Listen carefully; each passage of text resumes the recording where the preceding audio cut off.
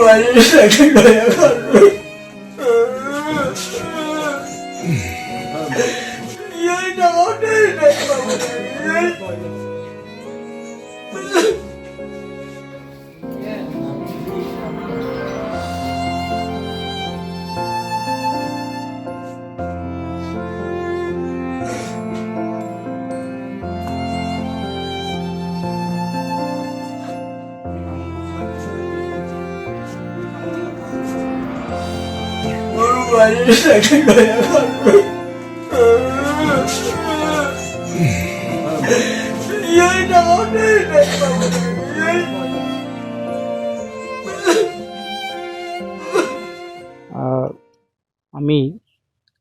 যোৱাকালি ৰাতিপুৱা এটি আকস্মিক দুৰ্ঘটনাত পতিত হৈ আমাৰ তামোলপুৰ জিলা কেওঁট পৰিষদৰ অধীনস্থ শুক্লাই চাৰভাং আঞ্চলিক সমিতিৰ নিজাৰগাঁও গাঁৱৰ ৰমেন হালৈৰ কন্যা নাগাৰ নামৰ পাঠিকা বিহুৱতী নিশামণি হালৈ আমাৰ মাজৰ পৰা বিদায় মাগিছে।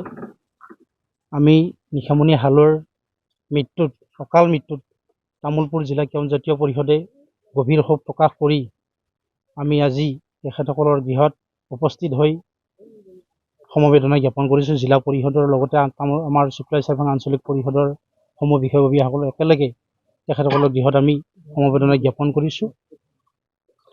অকাল মৃত্যু হ'ল এগৰাকী প্ৰতিভাৱান শিল্পী অকলতে হেৰুৱাই জাতিটোৰ আমাৰ অপূৰণীয় ক্ষতি হ'ল বুলি আমি অনুভৱ কৰিছোঁ।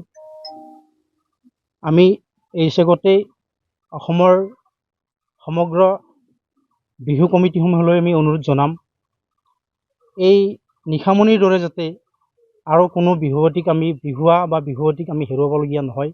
সেইকাৰণে নিশা 12 বজাৰ পিছত কোনো ধৰণৰ মুকলি বিহু অনুষ্ঠান নাৰাখি 12 বজাতে সমাপ্ত কৰি বিহু পৰিৱেশনৰ ব্যৱস্থাবিলাক কৰক। অসমৰ জনপ্ৰিয় মুখ্যমন্ত্ৰী ডক্টৰ হিমন্ত বিশ্ব শৰ্মাদেৱক আমি আহ্বান জনাম, আমাৰ জ্ঞাতিৰ ছোৱালী নিশামণি হালৈক এই শোকাকুল পৰিৱেশ গৃহত এবাৰ দেখা দি শোকসন্তপ্ত পৰিয়ালবৰ্গক সমবেদনা জ্ঞাপন কৰাৰ উপৰিও যিহেতু তাই অসমৰ কৃষ্টি বিহু আমাৰ সকলোৰে বাপতি সাহোন, এই ৰঙালী বিহু মঞ্চত বিহু নৃত্য পৰিৱেশন কৰিবলৈ গৈ জাতীয় সাজেৰে বিহুৰ সাজেৰে মৃত্যুক আঁকোৱালি ল'বলগীয়া হৈছে।